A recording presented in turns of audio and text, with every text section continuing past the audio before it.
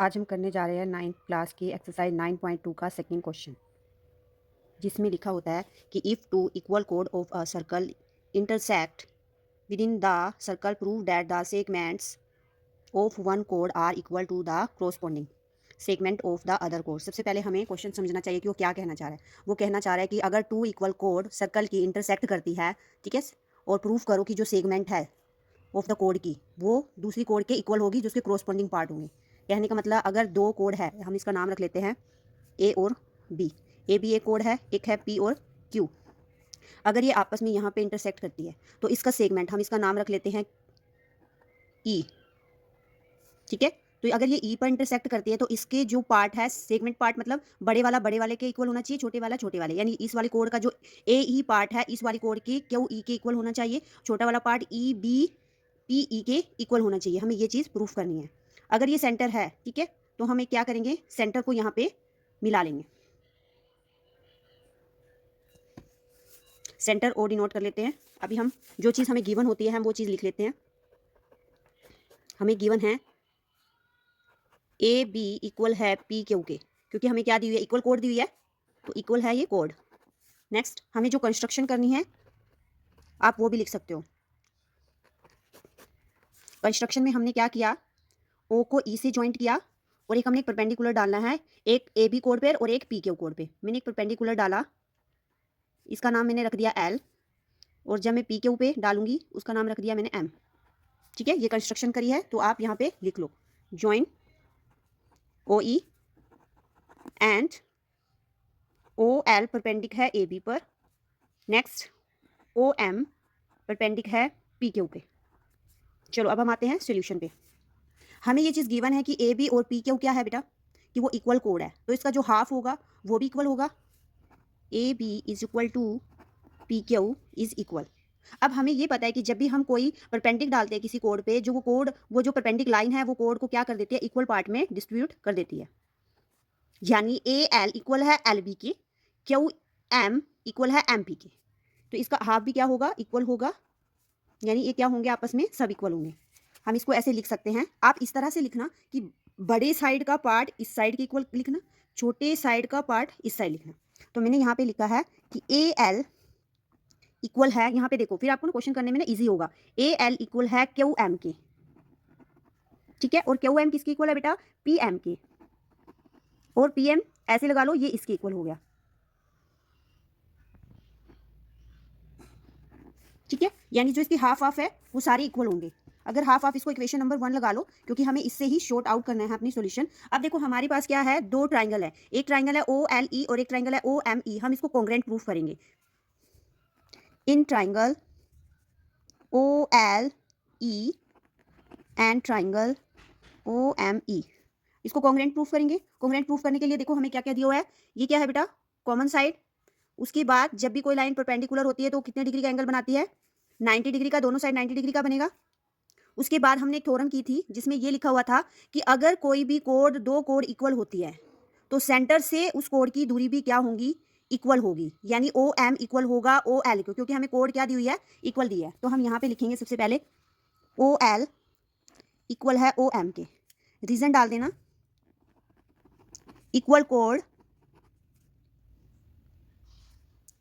If equal कोड तो equal क्या होगा, डिस्टेंस, यानी distance are equal from centre.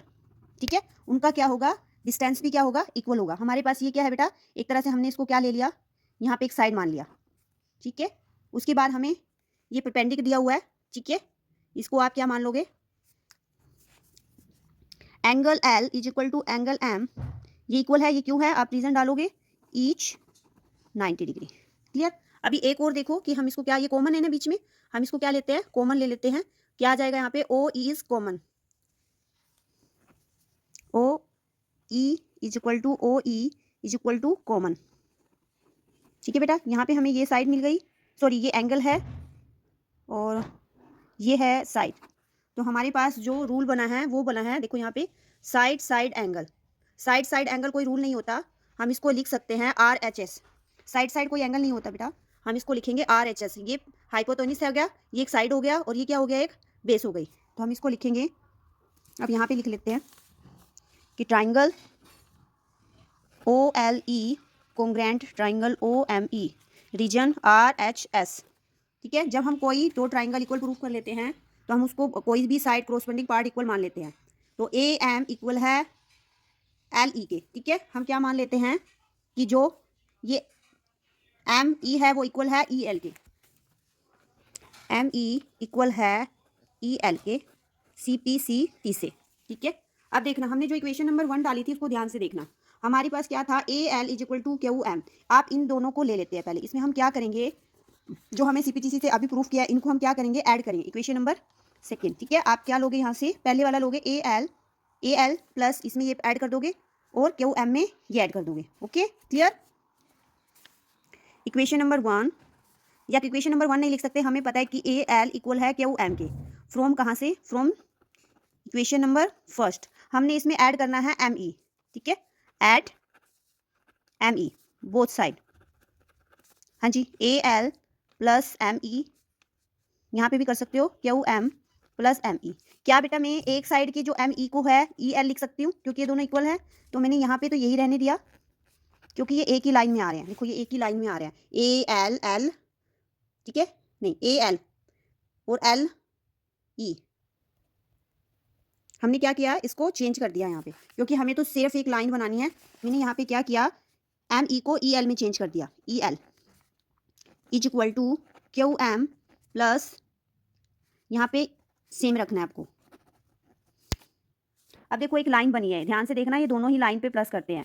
अगर मैं AL में प्लस कर दूँ LE या EL जो भी मानते हो तो ये क्या बन जाएगा, AE बन जाएगा। ऐसे ही क्या किया है, QM में अगर मैं प्लस कर दूँ ME तो ये क्या बन जाएगा, QE। तो यहाँ से ये बन गया, अगर हम दोनों को प्लस करते हैं AE और ये बन जाएगा QE। ठीक है, हमने ये चीज़ इसके क्रोस्पॉन्डिंग पार्ट इक्वल प्रूफ करने थे। ये हमारा फर्स्ट आ गया क्रोस्पॉन्डिंग पार्ट। अब हम सेकंड में क्या करेंगे, जैसे हमने यहाँ पे ऐड किया था अब हम क्या करेंगे, सब्ट्रैक्ट करेंगे। सेम चीज़ सब्ट्रैक्ट करेंगे, बट अब की बार क्या करेंगे हमने कौन से पॉइंट लिए थे, AL और QM लिए थे। अब की बार हम जो पॉइंट लेंगे वो लेंगे PM और BL।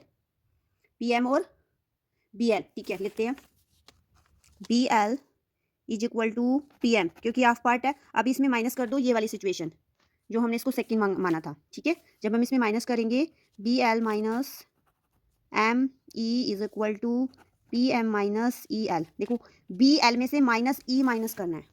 BL में से हमने क्या कर दिया, ये वाली लाइन माइनस कर दी, तो मेरे पास क्या बच गया, BE। ठीक है, क्या बचा बेटा, BE। हम यहाँ पे लिख सकते हैं, आगे थोड़ी सी जगह बची हुई है मैं यहाँ पे कर देती हूँ कि जब इसमें से माइनस किया तो मेरे पास बच गया BE और यहाँ पे मेरे पास बच जाएगा PE। वही ये दोनों तो क्रॉसपॉन्डिंग पार्ट हुए ना, इनको ही हमने क्या करना था, इक्वल करना था, एक इसको और एक इसको। ठीक है,